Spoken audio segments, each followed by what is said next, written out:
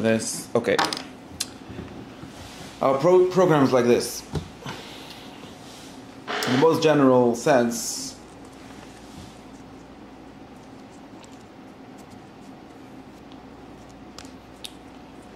our program is based on the presumption that we can understand some things, and especially many of the things that we learn as part of the tradition, Jewish tradition and general tradition, and many of the things that we learn, whatever you're going to learn, if it's Rambam or if it's later Sforim or older Sforim, there tends to be a very big disconnect between the way in which we think immediately, like an intuitive way or a regular way, when you ask me what I think, and the kind of things that we read in the tradition. Not about the things. Like if the Rambam says you should be angry or not angry, or if he says there's a matter and form, whatever kind of things he says, whether it's in ethics or metaphysics or in physics or even in Torah ultimately, we tend to misunderstand or not have the tools to understand not the things that he says. We can defend the things that he says sometimes by various ways, but we tend to not to miss the kind of things that he says. We tend to not understand at all where this person is coming from at all.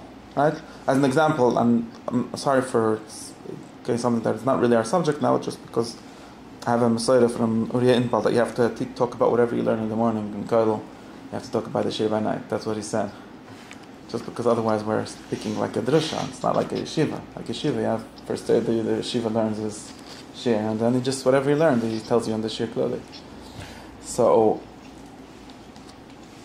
this was actually the schedule of every serious teacher of learning ever. I've read about Praklist, for example, or whatever I'm reading. That's how the Seder worked. Like in the morning they would have a Seder, they would read Plato, and then at night we would write it down, or like if it... Anyways, so, for example, there's like all the kind of statements. For example, the Rambam has a statement, a very popular statement, and it's actually like across everyone that talks about theology, that God is the knower and the known and the knowing. Remember? In the Shna Kodesh, called Sechel, Maskel, Muskel, or sometimes called Das, Yedei, Yedua, which are the same words in different like registers of Hebrew, right? And in biblical Hebrew, and something more like Mishnaic Hebrew at least, or biblical Hebrew, you will have to say Das, Yedei, Yedua. And in something more philosophical Hebrew, you say Sechel, Maskel, Muskel. Those are the same exact things. And it's quoted in Yisod HaTorah. It's also in the end of this book, and end of Prakim it talks about it. And it's in Hilchos Tshuva. Those are three places, popular places that Rambam quotes it, I think. Is there more? And anyone that read any book about, there's a chapter about it in Meir Nevuchim, and Chelik Aleph Perek Samaches, where he tries to explain it somehow. And in general, anyone that opened, if you read Tanya, you'll find it. If you read any Chassidish Sefer, any Kabbalah Sefer, often when they try to justify certain things, they refer to this kind of principle, or this slogan. God is the knower, the known, and the knowing. Okay? Now this is, and if you're a little bit of a historian, which is like the next step, like first you could be a Chassidish, like a very plain person that just knows that that's what it says in the Heilige Rambam, and that's fine. Right? And then you could be a shtickle Oivei Chacham, and Oivei Chachamim, as we have a long sheet about this Chanukah time, Oivei Chacham and Lakewood are historians, always. And they know that this is a statement that Aristotle made up, specifically in his book Metaphysics, book Lambda, or in book 12, chapter 7 and chapter 9. This is where it says that God is thinking. That is the most literal translation of what he says. Thinking. Said that? And he calls it God explicitly, although maybe some people will disagree with that also. And showing, so now you know that this is an Aristotelian principle, and since we don't hold of Aristotle, so we can ignore it, or we could, so on. Now, the problem is, you can agree with this or not agree with this, and we even have a whole tradition, which is actually also an ancient tradition, but especially if you read the Jewish context, there's a tradition of disagreeing with this for various reasons, and saying, what do you mean? Don't we say that God isn't anything? or nothing can be predicated of him, known as negative theology. No predications work for God. Any sentence that starts with God is illegal. So how could you say God is thought? That's a very ancient question, or in some sense. Would it not be different to say that the verb that God is thinking? Yeah, God is the verb. No, he is it, but he's doing it. Yeah, but that's not what the Rambam says. You could say that's something that some people say, that God is doing thinking, but thinking is not a doing, or not the kind of doing, and ends up just being another thing that he does, and then it's not correct for other reasons. You could say that, people say that, but it's actually not what the statement is trying to say. Is that considered part of negative theology? You could say that, but in context it's explicitly against that. Negative theology says we don't say God is anything, and this does say it. I mean, the Rambam doesn't think, I don't think it's a real contradiction, but I'm just saying this is a very old question. The problem is that you could say that, but then you end up having two things, right? Like anyone that talks about verbs or actions agrees that these are two things, right? God and his actions are two things. And I didn't finish this sentence really, like part of the slogan that says God is thinking, this slogan finishes, and this is also straight from Aristotle, says, and these three things are the same thing. And obviously God and his actions are not the same thing. The things that he does are not the same thing as him. So therefore, that doesn't really work to call it an action, unless you want to make knowing into an action, but then you can't have it being the same thing. And that's actually a second very popular question that you find in various sources, where they disagree with this and say this can't be because thinking is three things, and as much as you deny and say it's the same thing, that's incorrect. So that can't really be true of God, because God isn't three things. Or anything more than one thing, which is itself really the same question, because that's what negative theology is all about, saying that God isn't more than one thing. Okay, or isn't complex, right? So, now, this is all nice to go through, and everyone can talk about them. The baya is that it has nothing to do with anything, and nobody really knows. Okay, so I have a different question. Okay, why would anyone want come up with this weird statement? What's the point of it? If you read the statement in the later context, sometimes you can have the impression that this statement was a way of making God being able to know things, although knowing is an action and something else, but saying that it's the same thing, or some kind of trick where two things can be one, some kind of Trinity deal or something like that. People have used this way also for a very long time. It's not like a new thing. What? Says things about this. Yeah, then it must be before him. The Christian Kalam theologians already figured out that you could use this. It's a very old trick. But obviously that's, maybe now we can discuss if that works or that doesn't work. But again, that's missing the actual meaning or the actual context or the actual, what this is even about, right? It's not, like I say, if you take this as a claim, he is this is the sentence, this is what we claim, we could agree with it or disagree with it. But what I'm pretty sure, and this is starkly true, right? This is where Starcism breaks itself, it's starkly true that this is not ever why this was ever entered the lexicon. Nobody ever, or Aristotle really, right, and his school, who came up with this idea, didn't come up with it in order to explain God's unity. Although he has different actions or different knowledges. That wasn't the problem. It's the other way around, really. Aristotle came up with this, and then monotheists got into this discussion of, in their theological language, of this, does this match what we call God's unity or not? And now this, of course, you could say, okay, but we only care about it in the second transfigured context where it becomes that question. But that's not either true, because all the theologians, all the Rambams, and all the people arguing with him, who are struggling with this, they're struggling with it because they are thinking in the world picture that Aristotle is thinking in. And then, of course, they have to match it with their structures of thought, with their kinds of ways of thinking and their dogmas. But you can't understand what they at least understand. They obviously understood what they're talking about. It wasn't like the whole question starts because it's a line in Rambam, we have to make it stem with another line in Rambam. That wasn't ever the discussion, right? And therefore, there's the only way to get past this is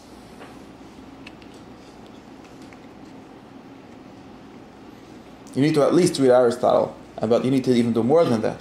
You need to try to understand what is motivating him, right? Why in the world did he, what does he want from my life? Why would someone say such a funny thing? What's the point of this? And what kind of framework of thought does this mean anything? What pushes up to this? Then we could start comparing it to other systems and trying to see if it's true and things like that.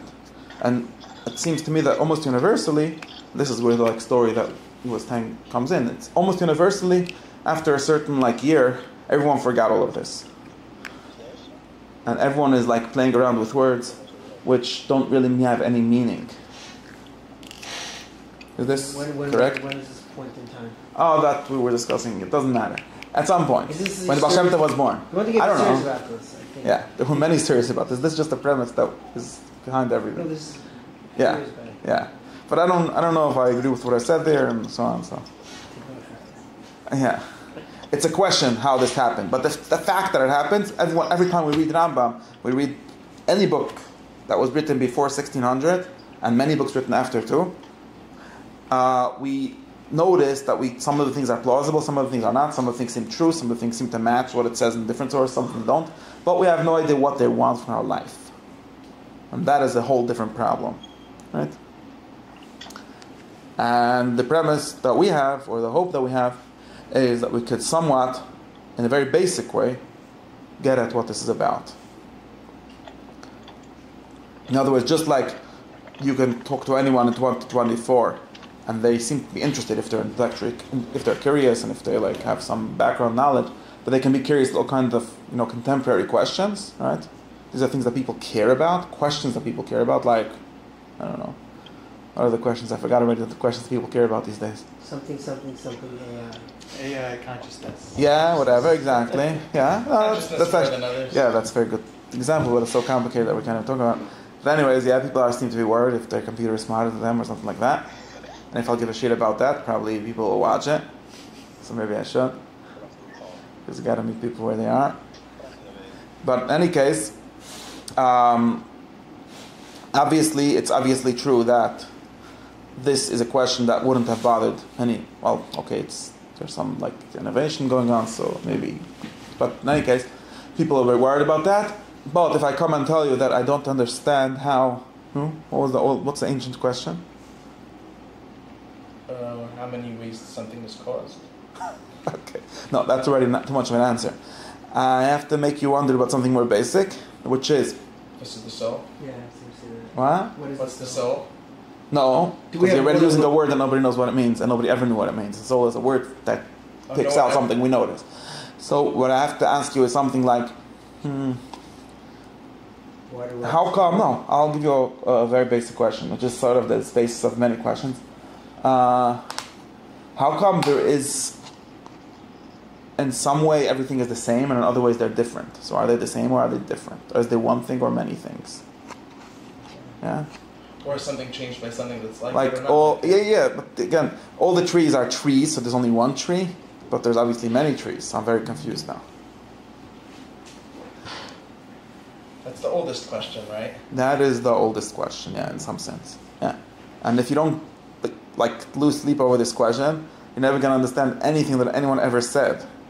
Besides for the card, because wasn't bothered by this question. But everyone, until him. Or maybe he was, I don't know. Interesting. Not the kind of question he's thinking of. Right? And, right, so what we're proposing to do is not just to do archaeology of knowledge and try to figure out how people thought as an historical relic or as some kind of thing like that. But we claim something even more than that. We claim that it's possible. Well, there's two ways to say this. One is that it could be old-fashioned. Maybe the questions, in other words, maybe the questions or the constructs of thought, the ways of thinking, the ways of seeing, really, that our ancient Shomne had are true. Or maybe they're just as valid as more modern ways. Maybe they're even more valid, but at least they can be valid. What? Maybe they underlie. Okay, what's number step 2? What's his name? Wrote a book about that. But yeah, but maybe it's not really whatever. But in any case, maybe they are still they work, right? Unlike, and now what's the point? What's the goal of getting to this? We have to think about. But maybe they work.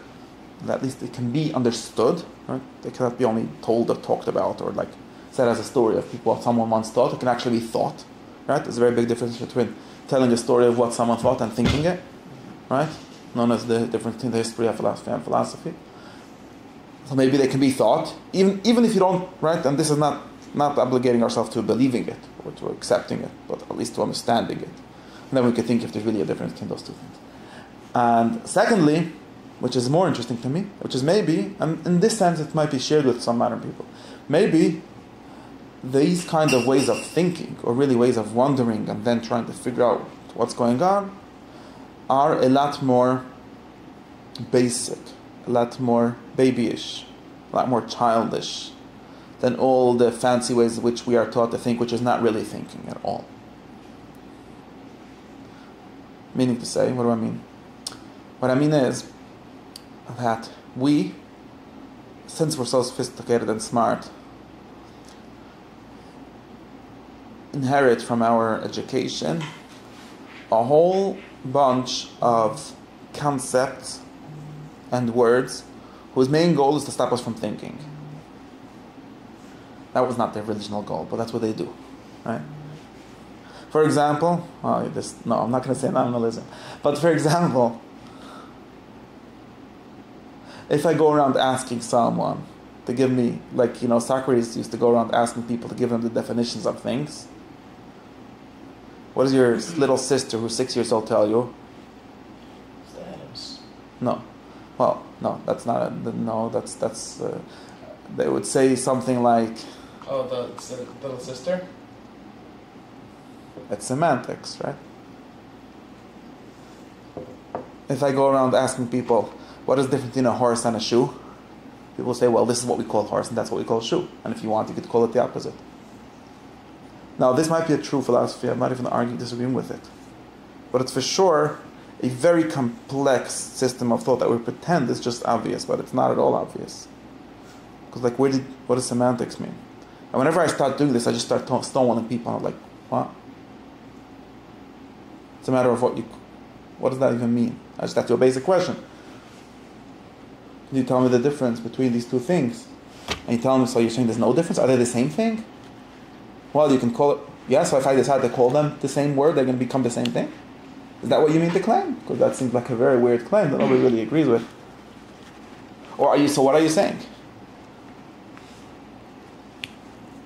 I can give you a different, I can give you a simple example, what's the difference between walking and running? Depends why you're asking that question. Okay, that's also a very sophisticated answer. No, sometimes people walk and sometimes they run. And I want to know the difference. Well, you're telling me some whole theory, which is like that. There's no difference? I don't understand. So you're saying there's no difference? What's your question? What's the difference? If we could play the game, you ask me a question, what's the difference? Yeah. And I ask you, why do you want to know? I just want to know what these things are. Well, I can show you. Okay, and then can you explain it to me also? Depends on what level I'm actually not sure you can show it to me, because maybe when you'll be showing me walking, you'll really be running. So we have to first know what it is, right? Well, I can show you two different things and tell you the labels that they both have. Okay, so this is so you claim that there's no real difference. It's just we can label things whatever we want. Oh, there is a real difference. So what is it? But it depends why you want to know. It depends on what level. I can tell you on the mechanistic level. I can tell you on the output level. There's different. It depends on Hakdama. Hey, asking what the thing is. No, I'm just asking you what it is. Yeah. I don't know what an Hakdama is, by the way. You just used a very fancy concept that comes from the Talmud, I think. I don't know what it is. I'm a little boy.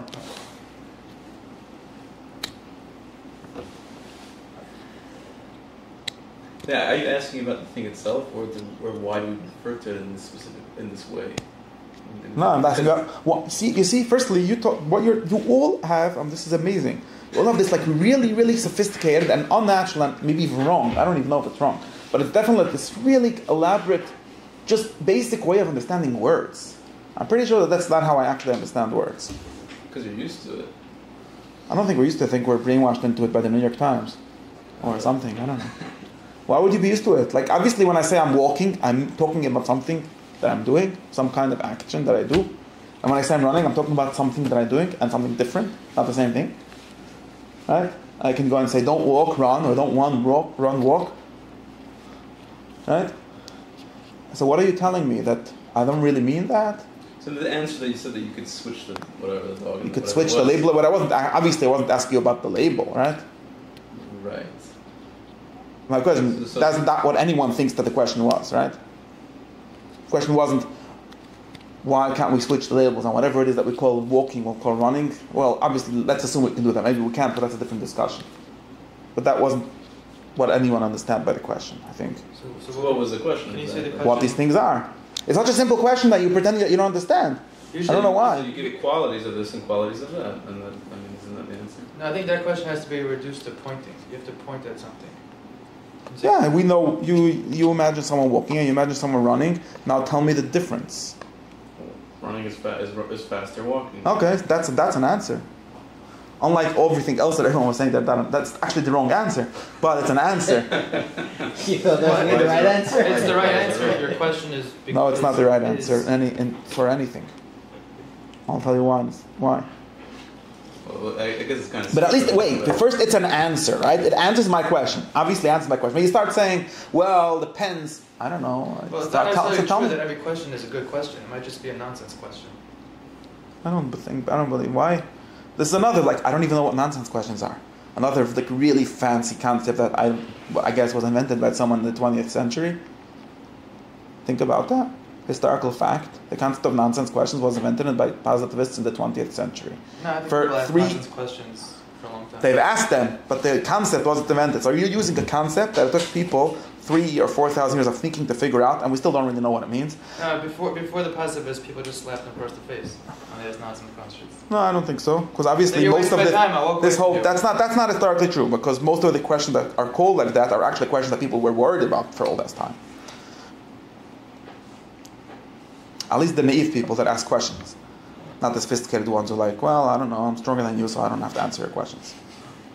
Which is another, a more basic way of saying what you just said. No, I think people like to waste other people's time sometimes, or they like to play games. I'm not saying. Well, I'm so not you see, implying that's what you you're can't, doing. but you realize what you're doing to me. I'm a very Category. simple guy. I have a basic question. I want to understand. I hope this word understand makes sense, like basic thing that we do.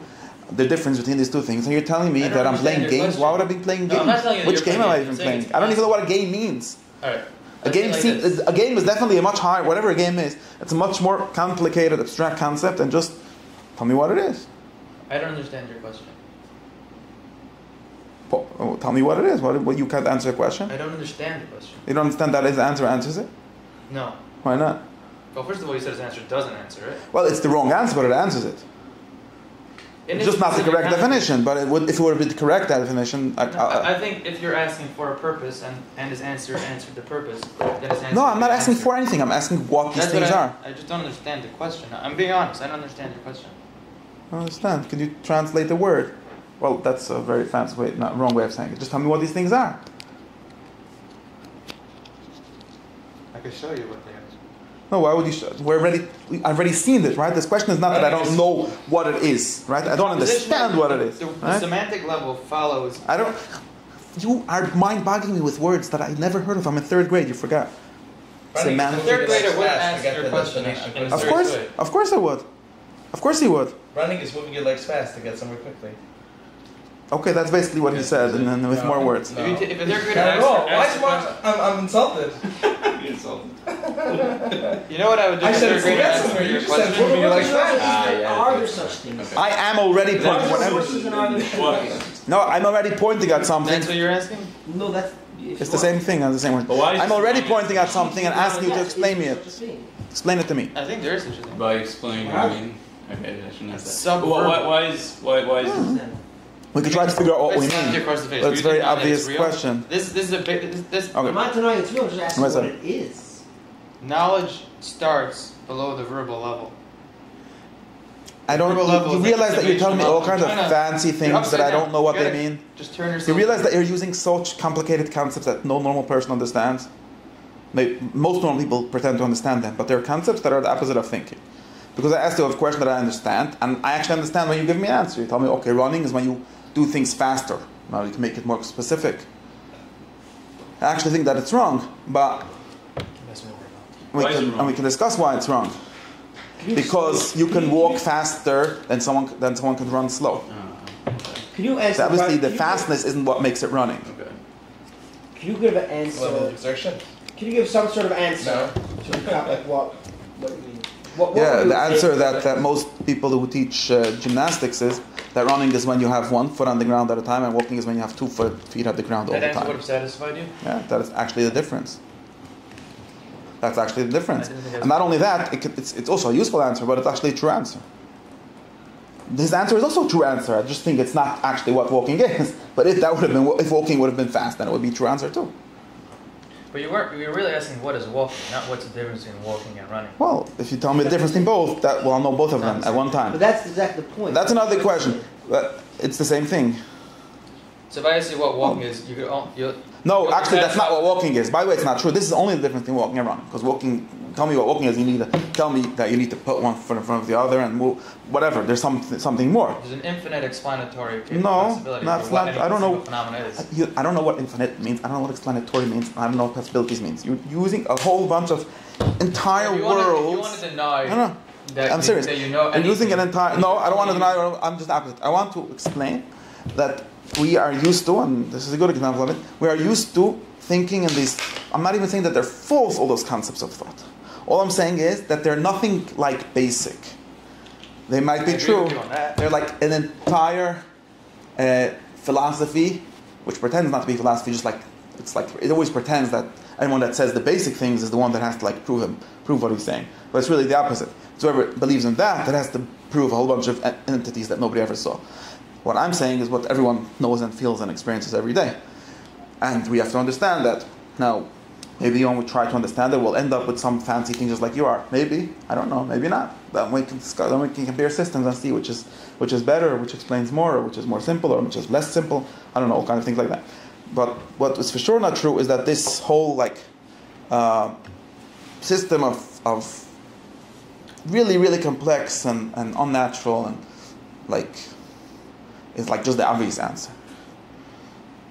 And not only isn't it the obvious answer, it's actually usually easy to answer the questions in a normal way with less fancy concepts. What do I want from this whole thing? Okay, this is just an example. What I want from this whole thing is that therefore, what is needed in order to understand what everyone is going on about for 2,000 years until some smart chacham figured out that they're all nonsense, what is needed is to be more stupid, not more smart. You got to become a lot more stupid and be used to being dumbfounded by very basic things. Because that's what all these people were doing. And we're all way too smart to understand the stupid people. Let's say they were stupid, I don't know. We're all way too smart for our own good in order to get what this is all about. And we sometimes pretend, or we're taught somehow to speak as if these really sophisticated and if they're true or not, but very sophisticated and deflecting concepts are just the simple way of thinking. And actually we don't even think what those concepts would mean. Because that would be a very legitimate thought, if you want to think about that. But we don't actually think that. They're more used to deflect thinking. In other words, just like you understand that someone, there are different systems of education around. Some of them are better at indoctrination than others. And the ones that are better are the ones, I don't know what you people are laughing at or what you think I mean. Because I probably mean something different than what you mean. No, I don't think so. And the ones that are successful are the ones that teach their students the correct words to say after every question. Like by rote. And some systems of education are primitive and therefore are actually not good at that. So they tend to just get mad when you ask them a question, or to say, by us we don't ask these questions and things like that. Because if you would actually ask them, then you might start thinking, because you never don't have this automatic machine that just answers things. I think it's much better to have a system that teaches you words if you want people not to think than to tell them what to think. It's much smarter to pretend to replicate thought. Yes, for to sure. not let thought. For sure. If you want to brainwash people in an effective way, you should have answers for all the questions. And you should teach them from as early an age as possible. Unlike what we said that last week that to our class you should only come after you're 35. And anyone younger, I don't know. Anyone else? Or older, I don't know. Anyways, any case, unlike what we said, what we say, you should do the opposite. You should say, what do you mean? We got to teach the truth to children. And what should you do? You should simplify it and make it into slogans. You should take whatever philosophy you have, whatever it is, and make it into bite-sized slogans and make popular books about it. And make them, which are true even. You see, the problem is that they're even true. And not even, at least you believe they're true. And therefore, by that, make sure that nobody will ever think about the things they're saying.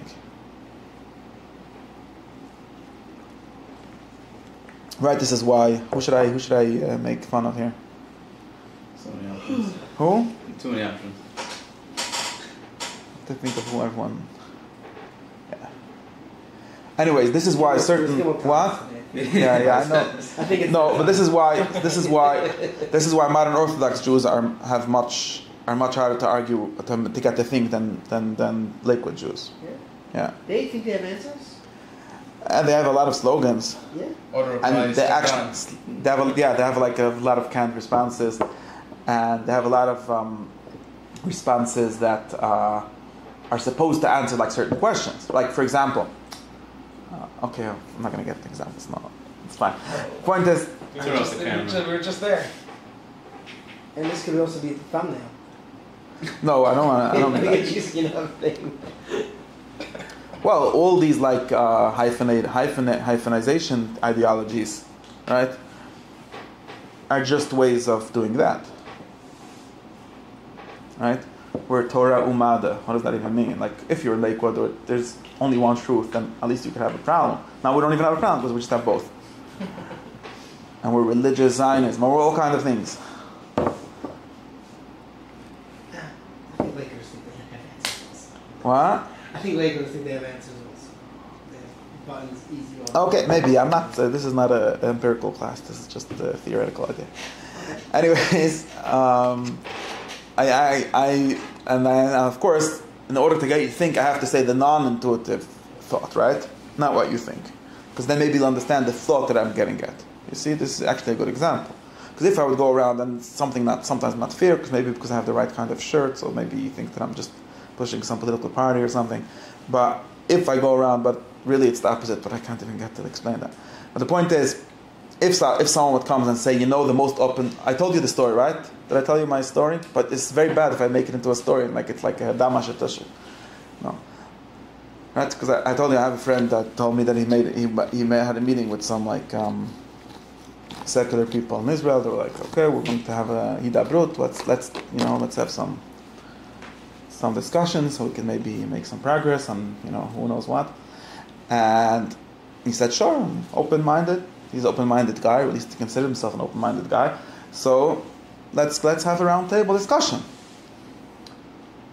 And we'll put everything on the table. I'm not going to stop you from asking any question. Whatever you want to question, you can question. And this Yid from Tel Aviv says, sure, but we have to have some ground rules. Like, you can't be a fascist. Oh, okay, so who's open-minded now?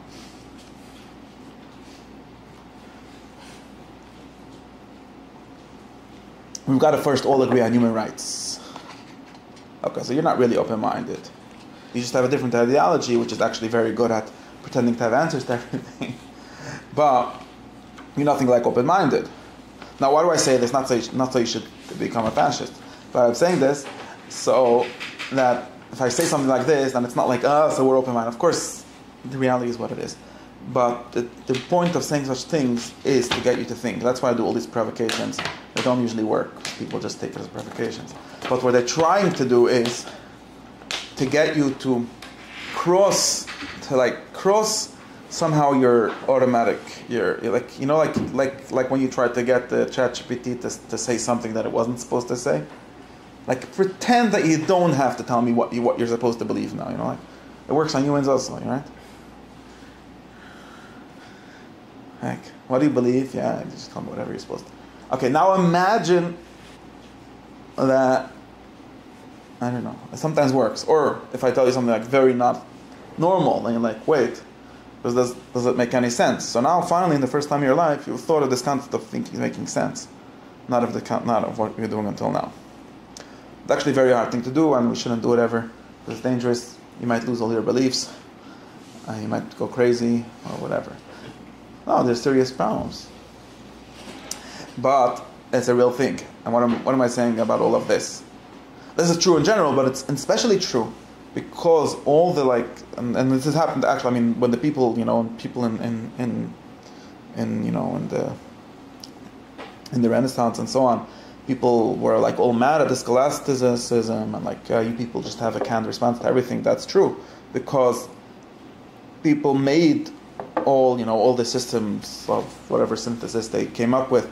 They made that into something that you can just make into a bunch of aphorisms that you teach for children when they're 14 years old. And that's not thought either. And the humanists were correct in attacking that. Because that's not thought. But that doesn't mean that originally, in other words, the reason they don't understand this, the reason that we don't understand this, not because, we're just people doing epicycles in the air for no reason. Maybe at some point it becomes that. But the real reason we don't understand it is because we don't allow ourselves to even think the thoughts, the simplistic, dumb, stupid thoughts that caused all these people to get at everywhere they're getting. Does this make any sense? So therefore, my main goal is to try to break through this thing and try to become very stupid. Or even if I'm not becoming stupid, at least, and this is like some ideal, but maybe it's impossible, at least to think of both of these things seriously. Okay, so there's one system that says that all the things you were saying, for example, all these levels of explanation, and nothing is really an explanation, and everything is just nafka minas and so on. Okay, maybe that's one whole metaphysics. And we could try to think of it. And maybe there's another one, and maybe we could even compare them, or maybe not, but at least we could think sometimes. But even says to think of that as a metaphysics. That would be the first step. Yeah, of course. Instead of saying it's not metaphysics. The first step is to think. Take enough drugs until you don't understand why things fall down and never up. Or why in Australia they do fall up, or do they? This is a serious question. We got modern physics out of this question. I mean, it's not nobody disagrees that it's a serious question. We just aren't taught to think of this question as a question. Because you tell me, well, obviously it falls up. Yeah, maybe that's a theory. It's a nice theory. Maybe it's even a good theory. But nobody got to the theory by that.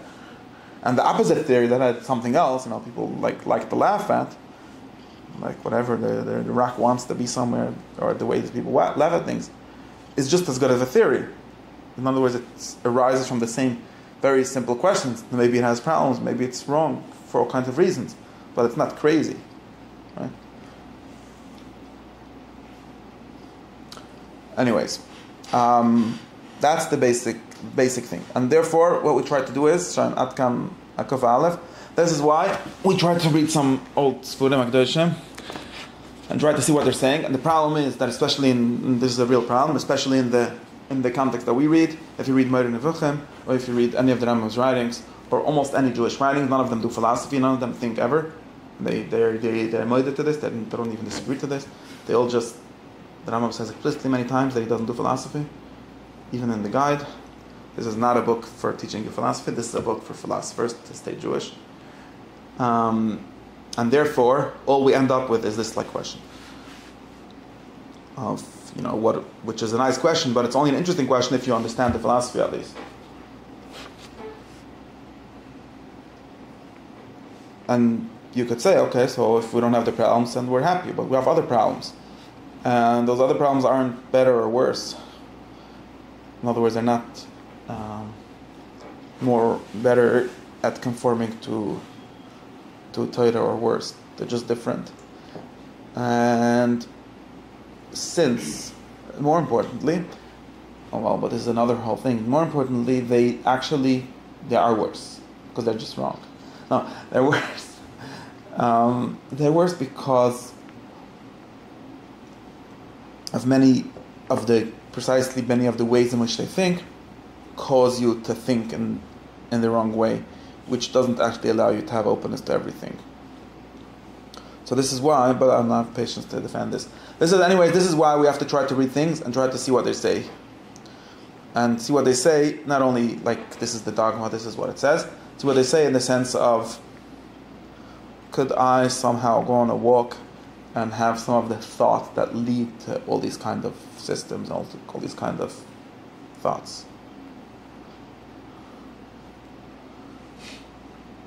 And then we could appreciate all the other things that are going on after that. Make any sense? Problem is that this is a very hard thing to do. Like you go a year to find one insight, to understand one thing. This is why I keep on getting stuck. Because it's a very, very hard job. But anyways, that's my plan. What time is it? When did I? So what we were doing is like this. So let's do something real here. What we're doing is like this. What we're doing is we're reading. So therefore, one of the reasons for doing what we tried to do. So now that's the general plan, the general idea. We can argue about it a lot, but that's the general idea. But it's not really worth arguing about the general idea. It's more interesting to argue about the specific things. Like to do it instead of talking about it. Now, what we want to do in this more particular way is to talk about ethics. This is like this year project, or this month, or this man, however you want to call it. Why?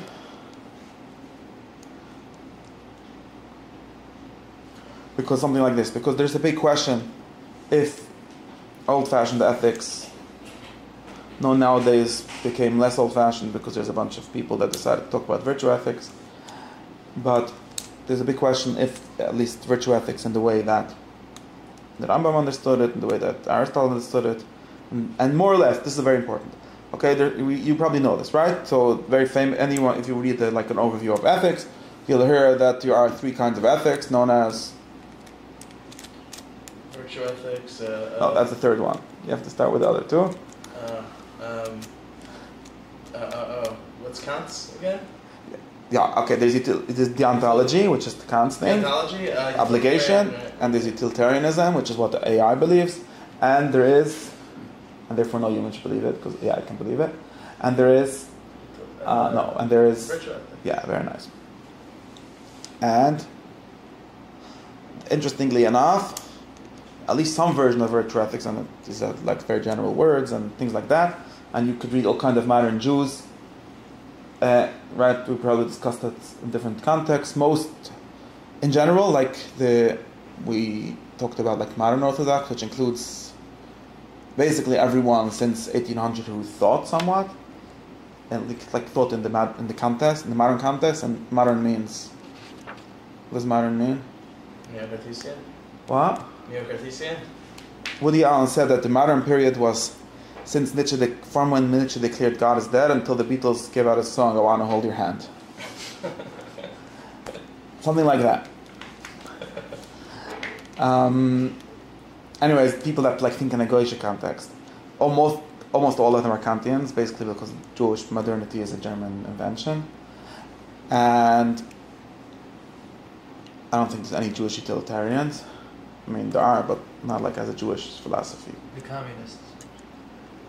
Actually, the Jewish communists, With deontological the frum ones, tend to be the deontological ones, yeah. Like Rav Ashlag, and they tend to not be materialist. They tend to be weird materialists. We're you should be a materialist because it's a mitzvah. it doesn't really add up. Yeah, it's actually weird. No, but what's his name? Wishgrad, no? And what was he? Wasn't Wishgrad a little more utilitarian? Yeah, it could be. I don't know. I know the name, but I don't know anything about what he said. In any case, there is not but in any case, okay, but, so therefore, it's very often, you could see that, people talk about it, something as well, there's halacha, morita. Of course, every system of ethics is somewhat consequentialist, nobody, goes away from that, but in general, we have all these, great discussions. But, and the reality is that the entire tradition, almost the entire tradition, barring some, we have to, discuss Hasidus and Kabbalah, where they fall exactly. But almost every single Musaf that you'll read is entirely a virtue ethics book. Can you define virtue ethics? No, because the meaning to say, the definite. I could give you even more particular definition. Almost all of them. The thing is like this. Something like this. There depends what question you ask, but I don't remember. Like these are probably rough definitions, but the rough definitions that are usually given are something like that. That the ontology asks what my obligation is, like Nietzsche said. That's what a donkey asks.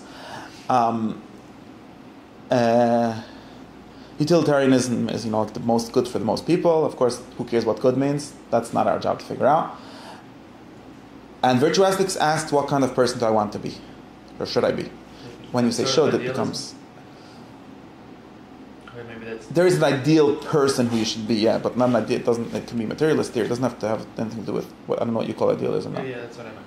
There's an ideal person, like there's a perfect person. There doesn't necessarily have to be. That's like an internal discussion. Like, does there really have to be a perfect person, or you could be more perfect, whatever it is. But the question is, what kind of person do you want to be? That's answering a very different question, or asking a very different question. That's in general the things. And then you could have like different connections to these two things.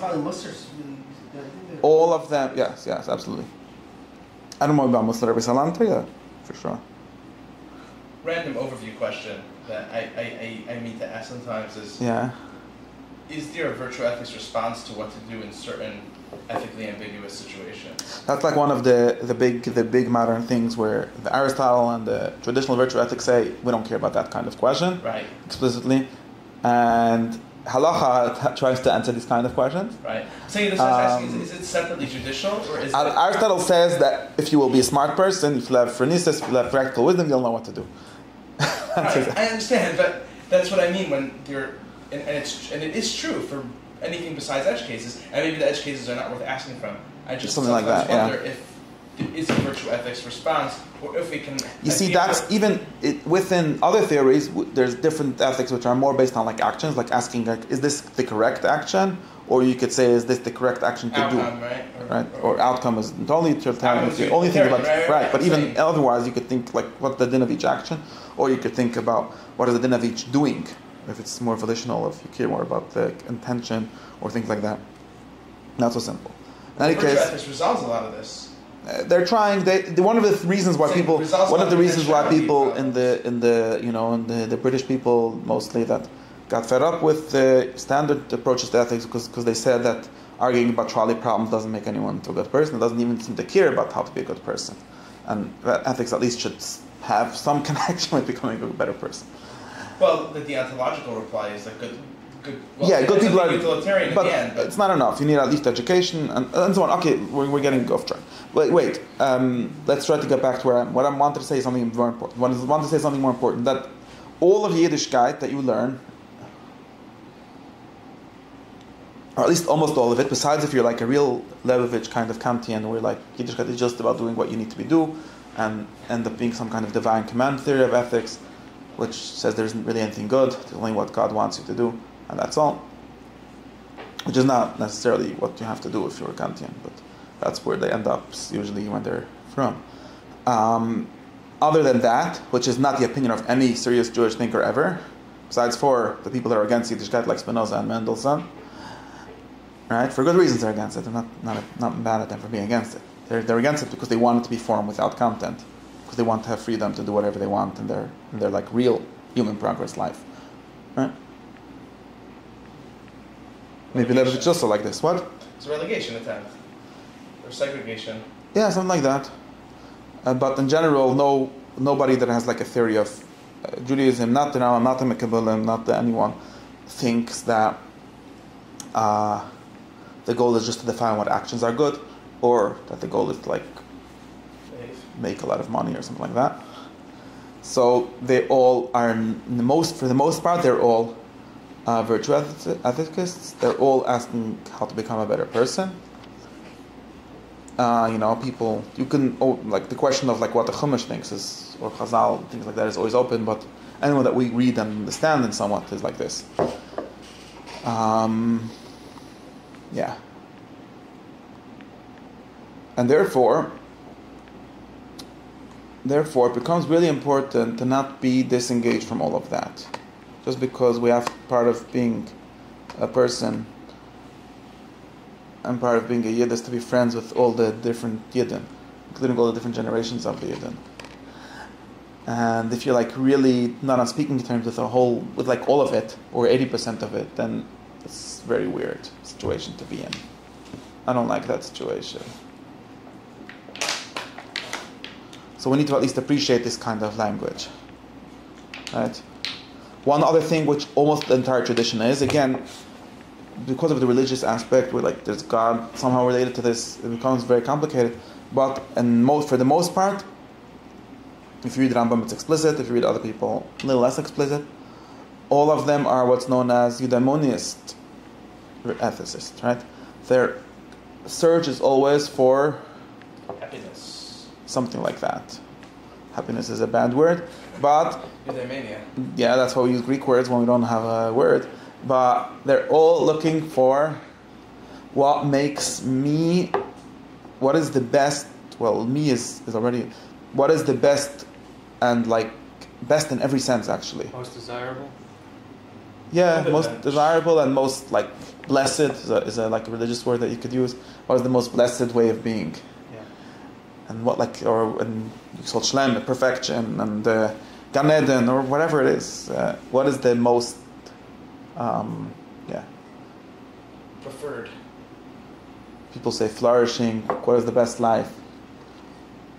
And this is very important to notice because of the like modern thing, many people, and this is why there's some like that get stuck with this. People get very worried about this, and they say that that's egoistic. And you'll notice that nobody serious in the tradition is against egoism. Egoism doesn't exist. It's even a funny concept that doesn't make any sense. But that's another thing. Point is that there's nothing wrong with being in it for yourself. You are yourself, and there's no way it's not even possible or desirable to get away from that. Well, ego is the last virtue ethic that's left. One of the last. No. No, because egoism is a bad thing only according to Kant. No, even according to the utilitarians, it's still a mitzvah to be selfless because it ends up benefiting more people. Said. That's a good question. Why? It is approached from almost as a virtue. No. I feel like when people describe it, it's not a virtue. If there is a virtue of being egoless in some senses, but that's not what we mean usually. The people that what I'm against. Okay, after saying something very important. What I'm talking about is what the main definition of everything is. Like what makes everything else good, right? If you say in order to be a good piano player you have to be egoless, that is true, by the way. But that's not saying that what makes piano playing good is playing without ego. Of course, if you play with too much ego, in other words, you care more about yourself than about the piano playing, you will be a pretty bad piano player. In some sense, doing any skill good is egoless. Right? Everyone knows that.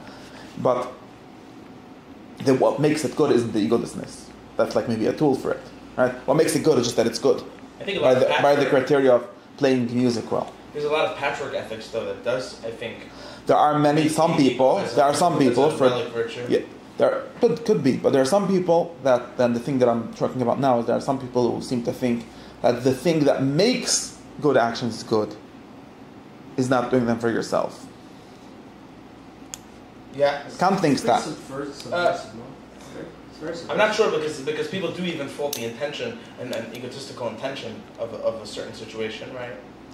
People will say, yeah, he did it, but he's not good because he didn't. That's true, but not even when you say that. Of course, the traditional way of saying that. But when you say that, you don't have to say that it's the reason why it's bad is because he did it for his ego. The reason why it's bad is because he's not doing that thing. Net benefit. No, okay. If you're a totalitarian. No, but I don't think so. I think sometimes it's not that you're doing that thing. That's what I mean. I think that some people see it as somewhat of a standalone virtue. Maybe if they do, they do. Different ethical systems. I don't know, but I think that it's a bad virtue. In other words, it's not a use. It's not. It's a. What I'm saying is a historical claim. What I'm saying is a historical claim. What I'm saying is that there's people, and you could find this in some Chassidish text. And later, if you've been in like Yeshiva Ketana, you've bumped into a discussion which is like, none of us are good because even if you're doing something good, it's because you find pleasure in it, and therefore you're doing it for yourself, and it's like and so on. Where does that come from? That comes from Immanuel Kant. In the yeshiva system, that comes from Immanuel Kant. Is there what's the pathway from Kant to the yeshiva system? Ruchai Volozhin read Kant and taught that to everyone. No, seriously, he did. It's a very interesting question how things come from Kant to the yeshivas, but they do. It's one of the. This is why people talk about. No. It's more complicated. It's a lot more complicated than this. But not. Wait. The fact is that it does. I don't know. This is why people start talking about like spirit of the age and things like that. I think they that actually did. That's well known in Rachman Kant. Yeah. People have actually read it, but also it's just these kind of tricky things that were after, as in the first part of my class, or whatever this is. These things are the kind of things where the most frontier person generally believes the same thing as the most fry person. It doesn't really help, and I've had the classes about this in here that we talked only about that. It doesn't really help to read only books written in Rashi script. You still have your basic categories of thought, the same ones as everyone that reads all the Goyish books. And it's actually even worse because you don't even know that. It doesn't help, and nobody knows that. But that's just the reality. I don't know how it happens. Somehow it happens. We can have a lot of research of how it happens, but it does happen. I think the first thing it does is that it just comes to the back in the sense that it collapses the original thought. Like, Steve collapses original, and then over time by default they end up back. Possibly. I don't know how it happens, but it sort of happens. Aren't the Chassidim that are into B'tal Yesh, or is that Pika? There are some Chassidim. No, there are some later Chassidim that understand B'tal Yesh in this way, and that is the wrong way to understand. No, the Baal Tanya has things like this, and it's not pre-Kant, by the way, but it is, and if not, he thinks it for the same reasons that Kant thinks it doesn't make a difference.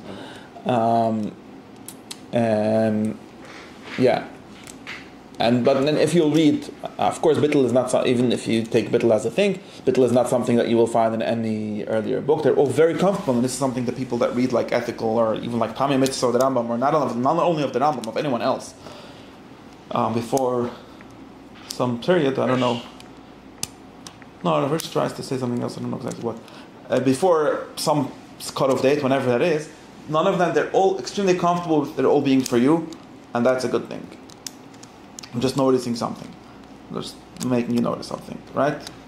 Is that true? I don't know that this is not true, but I'm curious about the early German Hasidim, like the 13th century. Okay, I don't know. There's always going to be. All right, fair enough. These are people that don't have explicit theories for anything. They just have. They were like very ascetic. Yeah, asceticism is a good. But I'm pro asceticism, like supposedly. It's not a problem. Yeah, maybe it's fun to be ascetic. That's not a problem, b'chlal. Well, doesn't seem to be why they're doing it. Sometimes they're striving at some sort of purity. I know it's complicated. I don't think it's actually what? Rambam himself talks about Yeah, the Rambam is 100%. Makes you happy. Yeah. But I don't. The Chassid Ashkenaz aren't exactly like the Rambam, but. Would you say that this idea? Point is, I think that they talk a lot about love and doing things and so on, but whatever. Isn't this egoism idea like that one thing the Chassid Ashkenaz are not into is breaking your ego. You won't find any language like that, and you won't find they don't even have the concept, of course, but not having the concept is precisely what I'm talking about. They might be about things like suffering in this world to get pleasure in the next world. I don't know, things like that. But they're not going to say, I'm trying to do things not for myself, but for God. They will say things like loving God means doing things for Him even when it hurts you. But that's different. Because they're not saying that it's the selflessness that makes it good. So you don't see in asceticism as a whole because kind of movement the towards system rests. Like not the only virtue you need to have in order for the ontological. It could be, but no, I don't think it's necessarily that. Utilitarian systems, because supposedly it makes the most good. Or maybe I feel more good than everyone else. Egotistical. No, I think that's the whole thing. This is another. I'm going to try to have one conversation at a time. It's very hard for me to have two. Only even whatever. He was asking about asceticism. I think that people nowadays always associate asceticism with all kinds of weird things. Nothing to do with anything. Asceticism is great, and you should do it. No, I don't know. Point is, it's for sure not because I don't. Maybe there are people. Even actually, the Chassidim are officially against asceticism, like Baal Shem Tov and people like that. They don't see it as a gift. Yeah, of course it's not. They don't see it as a goal in itself for the most part. But I don't think it's because maybe there are some people that understand it like this. I don't think it's in order to negate the ego. It's maybe for like purifying your body or for making yourself receptive to non-material things like that. But it's still for themselves. None of them are worried like I'm just doing it for myself. This worry is a very modern worry. None of them are worried about this. Like, am I really doing it for like what we call lishma often? And you'll notice that lishma doesn't mean this in the earlier sources. None of them are worried about that. They are, of course, against themselves in a different sense, like in the sense of, humans have. This is where we have to get back to, like where humans have some destructive tendencies and you have to rein them in or use them, whatever it is. But the point isn't to break yourself. The point isn't to be selfless. That's what I'm. And that's not what makes anything good. That's not even a condition of something being good. And it's very, by the way, once I'm on this point, we do have, of course, accusations, talk about hypocrisy, right? Something like, even the Chazal, he's only doing it for the reward, or he's only doing it so people say he's a good person, right? That's not evil. There is such a thing. The Mishnah is like. Is that an I'm learning that people should call me Rebbe, I'm learning that people should respect me, learning in order to get schar sometimes. But you're not actually, you should actually kill yourself. That would be the argument. But that's not actually. The Rambam would say something like that, but other people, I think, would say. Dishonest. Okay, and it's a bad thing to be dishonest? Might be, yeah. I can understand that. I think for the most part, the problem with doing that, the problem with being a hypocrite is that you sometimes do bad things. It's not about the good things that you do. We have this weird modern ethics that prioritizes not being a hypocrite over being a good person. Like I used to go to Meilach Bidman's thing and he said, you're going to not be a hypocrite, so you're going to be a real shaygit. No point in being a real shaygit. But there's a whole shmiz. The people that we read, they talk about this sometimes, but for a bunch of reasons. I think that what I would say is like this: like when we talk about people, like he just pretends to give tzedakah, that's what we're saying, because he's not really giving tzedakah, or he's only giving it when people see, and he doesn't give it when you don't see. The problem is that he doesn't do it when you don't see, so he's not really a good person. He's not doing enough good things. He should be doing more good things or be a better person. The problem isn't that there's the internal contradiction that we're not worried about that. And we're also not worried about what your motivation is. But the problem is, so motivations are important. I didn't deny that what your motivation is important, right?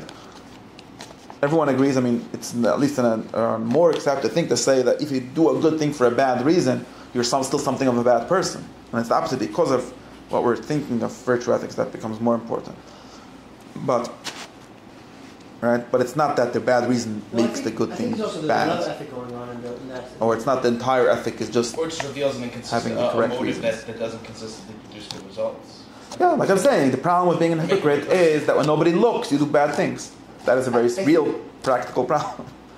Yeah, but I don't think it's necessarily just like almost like a consequential analysis. It also tells you about who the God is, right? Like what you're for. Who we spoke about last week, right? Some gods follow people with them. I understand, but what's the? Yeah, I remember what I said about that. But what does it mean? What it means is that you're not a good person, right? Right. Or you have a bad god. Oh, okay. I think the underlying thing behind that is that there's secret virtue ethics going on, even according to the modern way of thinking, and an ideal person is someone who is, it's very strange, it's very circular, but is exactly what they are. So therefore, if somehow you're saying that you're a good guy and you're not really that, that's the worst kind of person. I think it's really a virtue ethic that they slipped in. And that's why they're so busy with that. Oh, the modern people? No, I think the modern people are busy with this for other reasons. Hypocrisy. No, I actually think that there's reasons, but I don't want to get into this now. Yeah, I don't think. I think it's maybe you can always say that things slip in because the slipping in arguments are like people are always naturally thinking that way, so they keep on thinking that way. But there's definitely some sort of ethic that ideal person is someone who's true to themselves or something along those lines. Oh, but that's a whole new thing. But then, being true to yourself is a naya chiddush. But that's I think going on with hypocrisy. Yeah, but that's a whole different virtue. That's a whole different ethic. That's saying that the best person is the person that does what he really wants. That's okay. I'm not. So the slipping thing's not necessarily. That's a whole shitta. That's what I'm saying. The shitta for itself. The people who say that's what they're. That shitta itself, I guess you can have an all three ways. You could say you should do what you want because God says so. You should do what you want because that's good for you. You should do what you want because it will make most people happy or something like that. You can have all kinds of... I just said slip in because I think a lot of those people deny that they have an ethic. I understand. It's actually not clear where self-actualization as a virtue comes from. Yeah, but I'm saying, but it is. That's what his research is about, right? Anyways. So, but that's why I understand. I see. Okay, no, I think it's mostly for other reasons. Because we don't believe in anything being really good. So the only place we can argue from is what you yourself say. Mm-hmm. Right? If we would have like some objective, accepted things, you should not be a murderer. Well, sort of we accept that still, but hopefully. But then we could say, okay, you're a bad person because it says in the Torah or whatever, because everyone knows it's objectively known to be bad. But since we, in some sense, think that the source of everything is what you people think, so the only really way to be bad is not to do what you really think. And that's a very problematic thing, because humans are notoriously not the kind of things that are like consistent. So therefore, like basing everything on this, it's like, okay, so then everyone is a hypocrite anyway, so it's useless to argue, and that's whataboutism, and we get into this whole problem. That's what I always think, but I don't know if that's like just a thought. I'm sure that someone smarter than me already wrote a whole book about this. Anyways.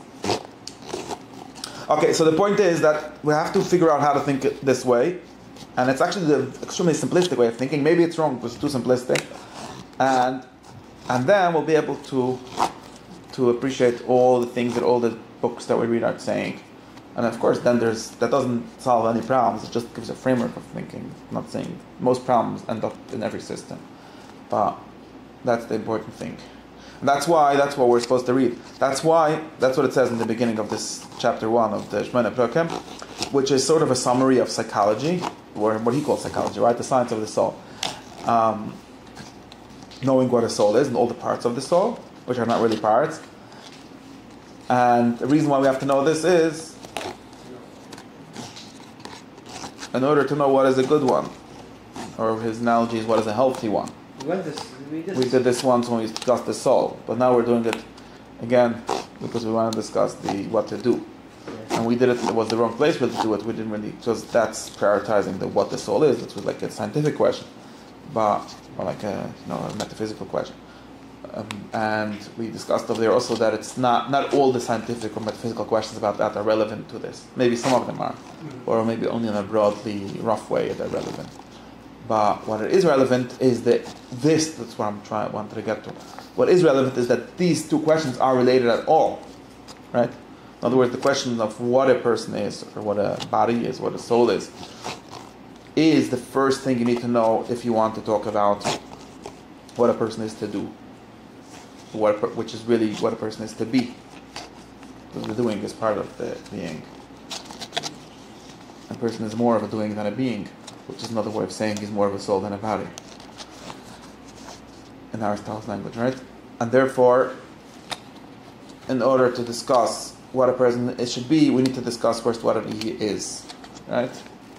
The Rambam, that's why I'm saying, going back to what I was saying earlier about the Rambam doesn't do this in a very philosophical way.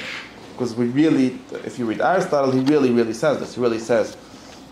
He really like opens up the question of what is the best thing for people, and says that we will find out what the best thing is, which is another way of saying what happiness is, by finding out what the doing of a person is, what kind of a thing he is. Because the best thing for everything is to be what that thing is. That's like an assumption. And he claims that it would be very weird to think that everything has a what it is besides for a person. It's not actually so weird though, is it? The place where the Rambam goes through this argument is not here, but interestingly in the Hakdama of Mishnayos.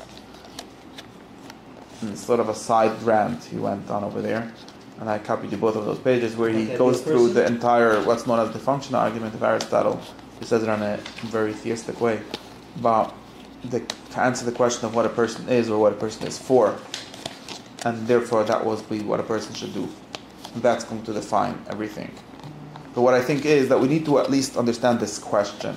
I think we discussed it in some way in previous classes. Would that define it for a person who's not initiated in understanding what good is? Well, that has to do with something that we discussed earlier in previous classes. But also, the thing that most people nowadays would say would be something like, well, you can choose whatever you want a person to be. And there seems to be so many different kinds of people, and with so many different perfections. And who said that there's even such a thing as a human being? Right, and could this is the study of that a moral education, or is the study of that a teleological education? What is teleology? Meaning, should I learn about what kind of person? Should I first practice being a good person and see what that's like, or do I need to first get a conception of? I don't know if for this it's also true. I mean, he says that. You think that we can't find out what a person is for without first being that person? You might be able to, sure. I mean, I could think of things this. Should be. I could think of this. Well, how do we find out how old things are? People don't actually come with an instruction manual, unlike what Prakim says. It doesn't say on the box what it's for. Or does it? Does it say it on rocks? Well, I think in a more simple way than it does on people. Maybe we can work our way to plants. Depends what you mean by rocks. Rocks as in building material? No, you could basically do a lot of things with them. I'm not. Maybe we'll miss out on. I guess that's my question. Is like it does seem to be something. Aristotle actually starts not from rocks. The Rambam starts from rocks. It's interesting. Aristotle starts from, if you read the Hakdama to not this like the first Hakdama, the Rambam starts from rocks and says we know what rocks are for, but we don't know what people are for, so we have to find out. Aristotle actually starts with human arts, with people doing things. I don't know if these are good or this is very interesting. Because if you said, do we know what rocks are for? I mean, if you have a very, very limited definition of what rocks are, then yes. Rocks before anyone did anything with them. Well, as natural objects. Yeah. I mean, they're natural objects, but they also have potentially a lot of things. You could build skyscrapers out of them, or rockets, or, I mean, they could be good or bad in some sense, right? Right, but that's only when human activity is applied. Yes, okay, but those are using racks, right? Using racks. So what are racks for? So when I use a rack in order to make a slingshot and shoot at a good person, I'm misusing the rack. That's what right. That's what it's also not what a rock is what? for, it's what a rock was made for. Rocks were not made to Let's say you make a rock for the foundation of You're saying some very complicated things. No, I don't think so. Do we know what racks are for? Is it correct? Like, this would be like a rack ethic. Is it if you take a rack and you throw it at your friend for no reason, you're misusing the rack as a rack? I don't think that's true. Tell you why not. I mean, some Muslims try to say things like this. Racks, how do they teach you in nursery? Hands are not for hitting. Racks are not for throwing at your friend. But are they for throwing at your enemy? So it's very weird. Like, what the rack is for is decided if that guy deserves to have a rock thrown at him. I don't know. Sounds like a weird consequence. I would, if you would ask me this question, I would say, well, no, that's not true. Because racks, by what they are not for anything. They're just for being hard objects. Okay, that, but if a rock is soft, you can say that do whatever, formed by whatever process forms them, and so on. I agree, the definition has to be I basic. think the fact that you categorize them as hard is a product of the fact of that they in can be. evolutionary history, we've used rocks as hard things. Well, are they hard? They're not hard. They're soft. I mean, hard and soft is maybe a relative definition, soft rock, a good rock. There's an infinite number of things you can say about a rock, and you chose one. And we all choose that one as a rock. Okay, wait. So I'm talking about that one. Let's talk about. That's a different question. I'm talking about this one, the one that I care about, the rock in the sense that I care about it. Or I don't know if I really care about this, but let's say, I don't actually think there's an infinite amount of things. I mean, there's a finite amount of things. Would sound more correct. A lot. You mean a lot? Is a soft rock a good rock? But it's even true for us that there's many things that we can talk about rocks. But that's why I'm saying, well, so is one of them what you throw them for? Okay, let's say there's many. I don't know why there's an infinite amount. I mean, maybe it's the universe is infinite, maybe. There are infinite possibilities, okay, but in a limited way, right? In other words, they're also not an infinite amount of things, right? Well, it's not unbounded. Okay, it can be a lot of things, I agree. But I have a feeling that it can't, that the question, no, I don't know, I have a feeling, I'm just making this up now. I have a feeling that the questions of if I throw it at my friend or at my enemy has nothing to do with a rock. That's true, but if a rock is soft, that might be understood. Very good. So rocks are for throwing. Let's say rocks are for throwing at people. But rocks, unless they're Yaakov Avinu, I mean, yeah, maybe they are. I don't know. No, I mean to say it like this. To pick an easier example, not for soft pillows. If pillow needs to be soft, then racks are not good for that. Client that wilts is not a good plan. Right? Wait. Let's talk about racks. Why are we talking about I don't know, because we need some way. What we started with something like this. Let's assume that good things. Good people are good like things. Good just means. You want to derive an ought from an is. I don't know what these concepts mean. No, exactly. This whole shit. Oh my God, you should know more. The history is like that. This is all nonsense. There's ought from is, and all. Not only is there oughts are more basic than is, and what actually exists is only oughts and not is. Anyways, in some weird way. In any case, all is whatever. It doesn't matter. This is just a made up concept that David you made up, and it's just a metlaction. Listen. And also, it's very. But back to what I was saying earlier, it's a very. When you say that, you're using an entire conceptual world, which is not actually the way most people think. And I know philosophers, like modern philosophers, like going around. Well, you're all wrong. Okay, maybe, because you didn't learn my way of thinking. But maybe your way of thinking is the one that's wrong. And of course, if reality has the question is just like this. There's a lot of thoughts about this, but the main way of thinking about this is that if reality has oughts in it, then there's no problem with any of these derivations. And you just decided that it doesn't, but that's just a decision that someone made. And ought is just as a basic concept. Well, ought is a very weird way of talking about it, but or like we said, is just as much as a simple thing that we can see as is. I don't know if must. Must is another thing. In other words, we can all see, or almost see. I don't know if it's correct to say see. But we can all see that there is, like you said, an ideal. There's better and worse ways of playing music. They're not decided by, or not entirely decided, right? Maybe they're somewhat decided. Not entirely decided by what the listeners want to hear. There is some limit to what listeners can decide good music is. Maybe there's a broad limit, but there's some limit to it. And a good music is one that fulfills that ideal music. It's closer to that ideal. That's the basic thought here, and you can talk a lot about this, but it's actually I should make it more simple. But it's not actually. I think it's actually like it's the normal way of talking. Normal people talk this way. Not Aristotelian. Normal people. Aristotelians are the ones that build theories above this. But normal people want to tell this is a good table. I mean to say it's good for being a table. Well, there's a lot of kinds of table, and like I say, I think it's not like not very constricted, but there's some limit to what it is. And assuming that we didn't really get into if this whole thought is true, but assuming that thought, what we want to know now is how do we get from that to finding out what human beings are. And the weird thing about human beings or about human actions, is that there's too many of them.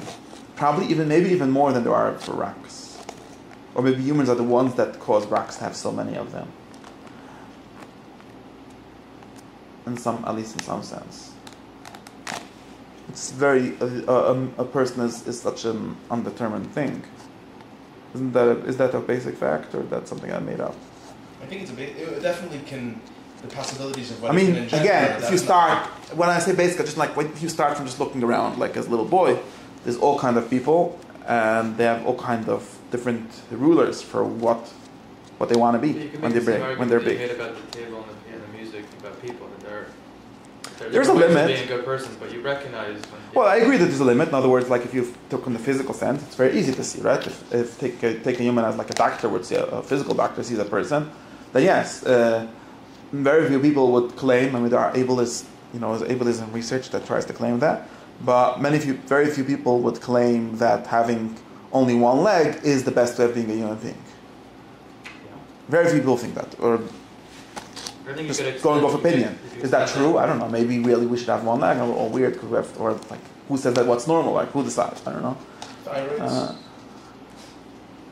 What is the physical thing that decides? I can't decide what's normal. It's a good question, though. But so you can't. Or I would say something more simple. Is a prerequisite probably for understanding humans or rocks.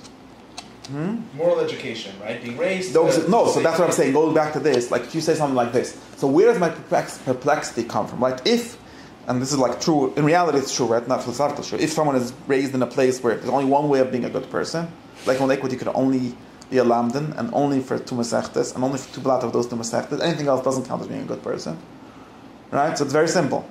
And if you were raised in that bubble where you only know about that, then you would only have the basic question of ethics doesn't exist for you. Because, like in other words, if I ask you to make a picture of a complete human being, you make a picture of a guy with a hat and a jacket sitting back in mud. Right? And if I give you a picture of someone without, like that way, there's something missing from the guy. He's not a complete human. Where's his hat? Should have been without the drama, right? Yeah, exactly. This is true. So now, but of course, so why do we end up with a question? Because we don't live in that world, especially if we read some books, or if we look on the internet, or if we meet people, and so on. We see all kinds of people, not only with different levels of perfection, but also with different ideas of what perfection would be. And they're aiming at different things, right? This guy wants to be the mohab. Maybe it's limited. I don't know. Maybe we could figure out what everyone agrees on. I don't know. Is it limited by a general idea of what human beings want to be? And can we No, so what you're saying is maybe it's limited by if you would already have a good education where everyone is already trying to be a good person. A lot of plants could be good, but none of them are good if they looked. Okay, maybe. I mean, I could say something. I think if someone would tell me, using a human as a actually, it's even this is complicated. But if I say something like using a human as instrumental task. Yeah, like making a mechitza out of a human, look and sukkah and ervan, that's not what humans are for. It might work if you need it. No, but it's like saying off. use a There's plant something as bad. a no one has a problem with using a plant as a sukkah. We have a problem with plants that wilt. We don't have a problem with that, but it's not. I don't think it's they're not happy with that. I don't think the plants are happy being your sukkah. Okay, I don't know about plants. Humans, maybe plants don't have happiness, but humans aren't happy. No, but I'm saying is, it says you have to mishleil that. Because as a human, he's not happy with it. As a plant, maybe. No, but that's different. It's the difference between planting trees to make a mechitza and a tree planting humans. Right? If I tie up my friend and make him a mechitza, if it covers. So what's the name? He's a bad human. I'm doing something wrong, right? But we're not talking about the human being that's making him into the mechitza. We're talking about the man that's the mechitza. Is that bad human? I'm doing something wrong because I'm doing something wrong to him. I'm misusing him. I know, but I'm saying, but the issue what we're describing is the issue with the human mechitza, not with the human that made him into a mechitza, right? We're talking about this definition. We do. No, meaning that question's like this. What we might want to find out about human beings. Oh, sorry. I was going to suggest that better could be defined as having everything that the worst thing has plus. Okay. Like. Well, it's like a stupid example would be like if a guy is stronger than another guy, he's able to do what the other guy is able to do plus more. Okay, so a good potato, a regular potato is just a potato, and a good potato is a potato that has sprouting and mold. Well, it's different because we're using potatoes. No, more of what? I think the question is more of what. Yeah. So if it was just fatter, you're not a better person by having more meat. Well, you're asking that there could be different. Like you could have like a lion and let's say an elephant. So which one's better? Because one of them wants to eat grass and one of them wants. Well, I don't know if any of them is better than the others because they're trying to do different things. Right. That's the exact question. That's why we have the same problem with people. Some people are lions, some are elephants. We trying to figure out if any of them are better than the other. Maybe if you go down a level on each thing, their differences are trying to satisfy like lower level desires, or like what the elephant's trying to do is live, and what the lion's trying to do is live. So forget about the grass and the thing. Okay, but that's wait. I'm saying okay, and both are trying to live. Better when you can get to the bottom of the branching of how they do what they want to do and end up different. Whichever one does that better is better. But is it like how would we say something like, well, there's like a common denominator. Let's say they're both alive. Actually, plants maybe are also alive in some way, or maybe in the same way as an elephant. Really, maybe they're also like. I think when it comes to people, you want to say that elephants are better at plants than being alive? No, I'm not saying they are better at being alive. I'm not passing judgment on the plants and the elephants. I'm saying why not? What's wrong? The elephant committee is going to be mad. Or the plant committee. No, it just doesn't make sense. But we do want to do that with people. And how are we going to do it? It's not so much that we want to do it with other people, it's more that we want to know what we should be doing. Yeah, I can point that better and worse. Yeah, I get it. I have instincts for that, I think. There's better and worse plants. Okay, but sure. what explains it? What explains There's it? better and worse plants at being plants? Sure. Like one that wilts and one that doesn't wilt. No, nothing wrong. Like his minig, there are some plants that last, are evergreen trees better than the trees that lose their branches, their leaves every year? I don't know. They're just different minhagim. Like, is a vision, it's a minig, there's a different minig. This guy does this, this guy does that. That's fine, but a plant that doesn't do what plants do. What this one is supposed to do. Okay, yeah, I agree. So there isn't any... No, there's certain things. Let's say if a plant doesn't take in any nutrition, right? Then it's not being a plant at all. Right. But then it's not a plant. If a rock is bad at being a plant, it's not trying to be a plant. 1 second. Like, trying. I don't disagree with that, but if it does it poorly, let's say. Okay, tachlis, what I'm trying to think is, are there people... To me the question's like this. If we can derive what a human being is, or if that's understood by understanding... No, I'm asking a more question before that. Why don't we know what humans are? I think we're becoming something, we're not just are something. Yeah, everything is becoming something. Plant trees are first small trees, and then they become big trees. But they don't seem to be confused. There's no adolescent trees. It's like, should I be a big tree or a fat tree? I don't know. You're just a tree. That's all. Well, that's a separate question. Similar question, no? But we don't really know what's better, so we right. grow. Why don't we know? No, we see whether we. Then how are we gonna find out? Find out the hard way usually. But how? Okay, but how do we realize? Like, when you find out the hard way, what do you find out? Maybe you don't find out. Maybe you just either die or live. Or live better or live worse. Who says you find out? Okay, that's a fair question. I don't know. Like, the question of this kind of ethics is to figure out this starts because we have this problem. Right? Is that correct? Or like it seems, I don't know if we have the same problem for racks. Maybe because racks just do one thing and they do it well, being racks, and humans do so many things and most of them they don't do well. So we both don't know how to do it well or which of the things should be the one we should do. It's also because we are people, we aren't rocks, so we're the ones asking the questions about ourselves. Okay, maybe there are small rocks that are going around wondering what. I'm not saying that they are, but I'm saying that we're not rocks, so we're not asking the questions about rocks. Okay, so we're speaking from our perspective on the rock side there. Not a problem. That's the difference. Oh, I'm gonna have to limit every question I ask. I'm gonna have to limit it. Otherwise, we're gonna. Is the question whether or not we know what a good tree is, or whether or not a tree knows what a good tree is? Right. What's the problem? Well, the knowledge of trees isn't my problem now, and the knowledge isn't so much the problem. Knowledge is knowledge is only a way of like finding out reality. Well, if the trees have like some kind of thing called knowledge, whatever that means, I don't know, but they definitely have knowledge in the sense of doing it, of being it. The problem that we have with people that we don't I don't know if they have like a representation of what they're doing, but they're doing it, I mean, for the most part, or the correct one, the good trees, there's such a thing as a good tree, right? Yeah. And like, I have, what was my friend saying? And what makes it It's very interesting, like if you put a hat, I had a friend that, my Platonism friend was telling me that he was wondering, if you have like a thermos, right? You put a cold thing into it, it keeps it cold. Put a hot thing into it, it keeps it hot. How does it know if the thing is hot? Well, it doesn't know, but maybe it knows something else, like how to keep everything at the same temperature. I don't know. Or maybe knowledge is a weird thing. There's something funny here. Anyways, but that's why knowledge is not our question. The question is what it is. Do we know it? Is a secondary question. Right. So I'm trying to figure out the disparity between... Okay, I'm telling you an interesting fact. There were two people that asked this question. One's name was Rabbi Moses Maimonides, and he said the question, we know what rocks are for, they're for people, but we don't know what people are for.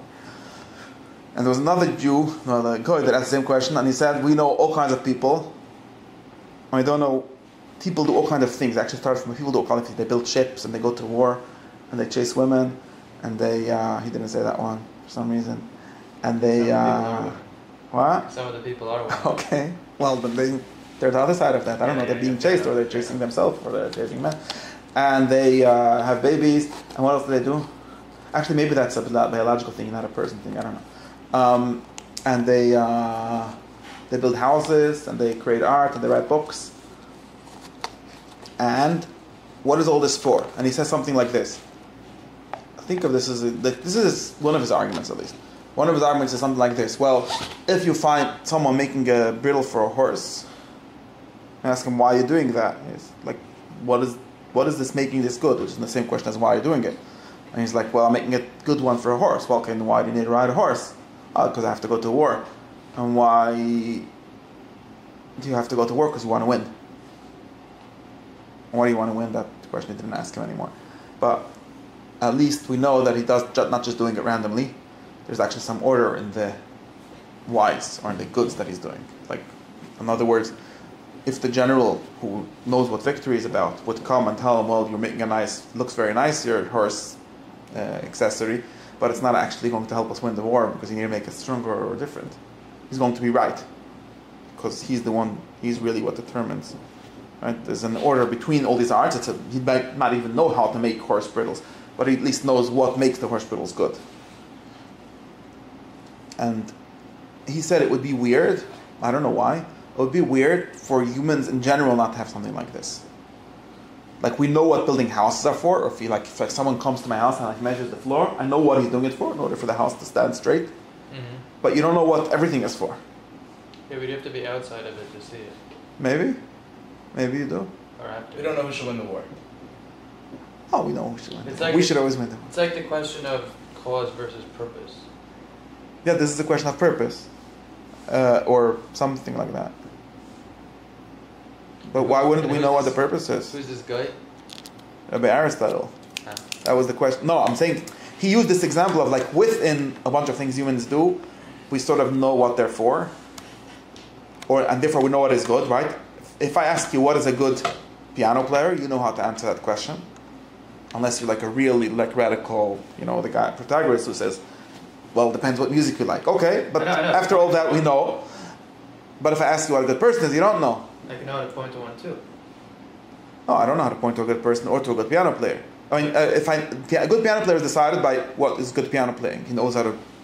We could figure out. Maybe we don't know 100. We could figure out. We could sort of answer that question. But the good human, we can't answer. This one that can answer. You're saying we don't. That makes sense. And the leader can't, right? I don't really tell see the leader what he's for. What? I don't know if it's an argument. What? You have to find the person that can tell the leader what he's for, right? Yeah. Okay. Meaning. Maybe there's a way to figure this out. Yeah, we have to work our way out. Maybe there is a way to figure it out. How did we figure out what good piano playing is? We recognize it. No. I mean, we recognize it, but according to some criteria. We didn't just see it and make it up. Well, maybe the criteria was made up by whoever made up the rules of the game. What do you mean we feel? I don't have any feeling of what good piano playing is. So then you don't know what good piano playing is? No, because, I mean, it's not like it makes me feel good or something like that. It's let's say something like you have to be able to keep the tune correct or something like that. It's more than that, though. There's more things, but that's at least one thing that I can actually answer the question. There's always more things. You also have to not be sick, and therefore being able to listen, and your ears have to not be. But you say that kind of thing about people too. You have to not be this and not be that, and also be this and also be that. Meaning, depending on what criteria you're looking to satisfy, but I would say an ideal person definitely, can move around, can think. Okay, but that's very good. So some of them we know. So we do know. Maybe we know. Right. I don't know. Maybe we do.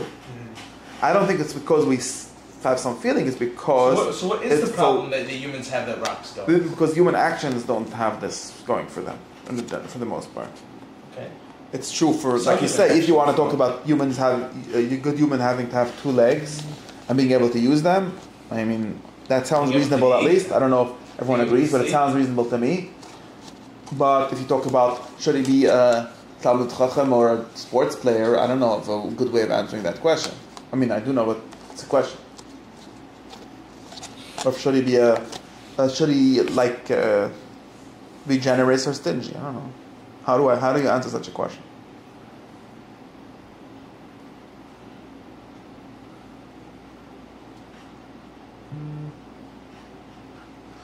Should he be an active person or a contemplative person? Should he have a lot of friends or a few friends? I don't know. There's so many different kinds of people. Should he work for Atzola or for Chavayim? Both of them sound like good things. We accept them to be good things. But which one is the better thing? None of them are better than the other? One Maybe is better not. than the other, of course. Which is better? I don't know. Why does it have to be one better? Hey, they're both just as good. And I think anything that's varied at a higher level is consolidated, right? So Now you just made up a whole cloud that I don't know why we would have it. Okay, that's enough. The kid says shine. Al-Khamasa is that we have to try to figure out the language that people spoke, and therefore we have to try to be very stupid, and therefore we should remember that all the Yiddish people that are talking about have conceptions of the good, or what a good person is, that are based on different questions than the ones that we have, and we try to open up a certain question and notice maybe what the question is about what a good person is, or what makes a good person good, or how we would know that. That's all I did today. Thank you very much. Where's my